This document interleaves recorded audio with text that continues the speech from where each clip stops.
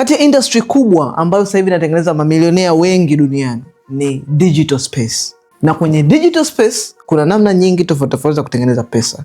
Ndio maana kwenye digital space kunatengeneza mamilionea wengi sana.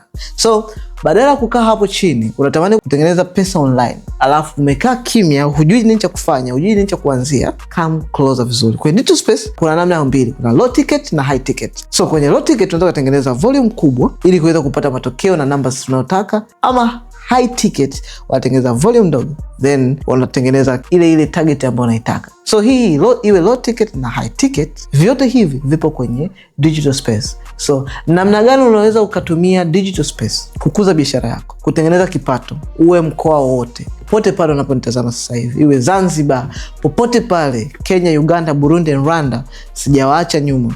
East Africa, kikubwa unajua Kiswahili kwa sababu kwenye platform ni Kiswahili. Kikubwa unajua Kiswahili. Nimekuandalia platform maalum ambako huko nitakufundisha watu waliopo kwenye social media. Bado ndani ya miezi 2-3 unakuwa milionea. Unataka kujifunza na kubadilisha maisha yako. Gusa link on bio hapo. Ukigusa link itakupa utaratibu wa kujiunga na platform yetu, ama comment neno MBH, nitakutumia direct link ya kuweza kujiunga na platform hii, kisha utakuja kujifunza namna gani ya kutengeneza pesa online. So tumekaa hapa kila siku unanisikiliza, unaniona utengeneze pesa yoyote online, umekaa tu hujui, una biashara yako hapo unauza sui nini, uelewi. Badilisha maisha yako kwa kutengeneza biashara online. Sisi ndio tupo kwenye generation ambao digital space imeanza kutengeneza millionaires and millions kila siku kwenye digital space, na sisi ndo watu wa kwanza kwenye generations hizi. Na usiwe kama wazee wetu wale wa zamani ambapo kipindi cha mambo ya real estate kinaingia, wanachukua maardhi, wao walikuwa wanakula zao bata. Sasa hivi ardhi ina machua, watu wanaingiza pesa nyingi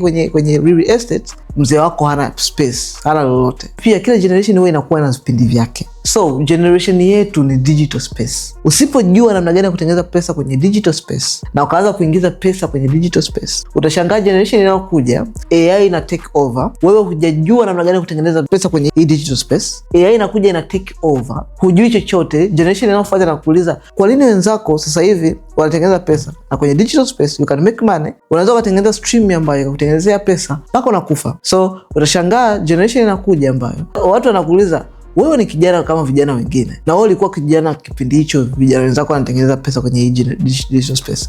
Wewe are you? Hii kauli yangu itakuuma na itakukula moyo wako mpaka utakapozeeka usipojua kutengeneza pesa online. Na kila siku unaniangalia hapa kwenye social media, una simu, una internet, alafu hujui how to make money. Gusa link on bio, comment neno MBH hapo chini kwenye comments, tukutane kwenye platform yetu kujifunza namna gani kutengeneza pesa online.